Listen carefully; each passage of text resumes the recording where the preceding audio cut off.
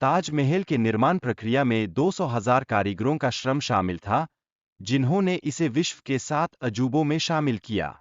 यह अद्वितीय इमारत हर वर्ष 65 लाख से अधिक पर्यटकों को अपनी ओर आकर्षित करती है। ताजमहल की दीवारों में 28 प्रकार के कीमती रत्न जड़े गए हैं, जो पूर्णिमा की रात को अद्भुत तरीके से चमकते हैं। इसकी वर्तमान बाजार कीमत 53 अरब रुपए के आसपास आकी जाती है।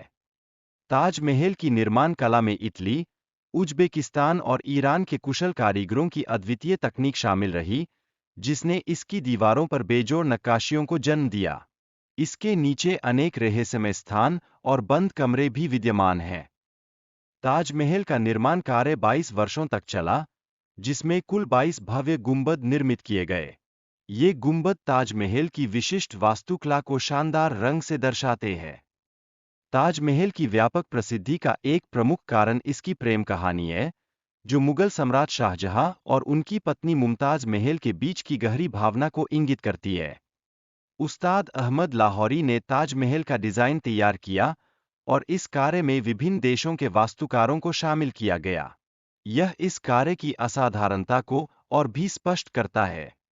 शाहजहां ने अपने श्रमिकों से एक करारनामा लिखवाया था, ताकि वे अन्य कोई इमारत न बना सकें।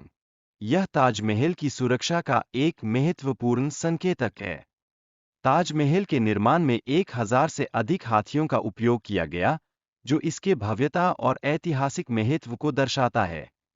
ताजमहल की दीवारों पर की गई नक्काशी की तकनीक इटली के कारीगरों से प्रेरित थी, जिसने इसकी वास्तुकला को अद्वितीय और असाधारण बना दिया। ताजमहल का टिकट मात्र 1000 रुपये में उपलब्ध है, लेकिन आपको इसे देखने के लिए केवल 30 मिनट का समय मिलता है।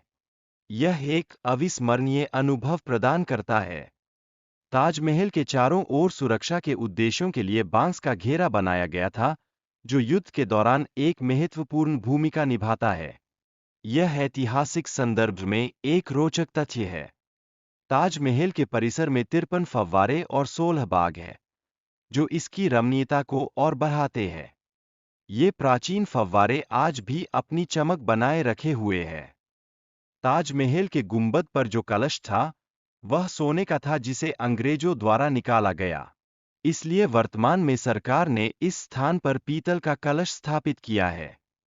ताजमहल की नींव को मजबूत करने के लिए चारों ओर कुएं खोदे गए थे, जो नमी को बनाए रखने में अत्यंत सहायक सिद्ध होते हैं। शाहजहां ने महताब बाग में एक काले ताजमहल के निर्माण की योजना बनाई थी, किंतु उनके पुत्र औरंगजेब ने इस विचार का विरोध किया। ताजमहल के भीतर विभिन्न प्रकार के जेमस्टोन्स का उपयोग किया गया है, जो चांदनी रात में अद्भुत रोशनी से चमकते हैं। ये विशेष पत्थर विदेशों से आयातित किए गए थे। ताजमहल की कब्रों के बारे में बताया गया है कि जो पर्यटकों को दिखाई देती है, वे वास्तविक नहीं है। असली कब्रें भूमिगत कक्ष में विद्यमान हैं। पीएन ओक ने ताजमहल को एक प्राचीन शिव मंदिर, जिसका नाम तेजो महाल था, का अवशेष बताया था। इस दावे को सिद्ध करने के लिए बाद में अदालत में अर्जी दी गई थी।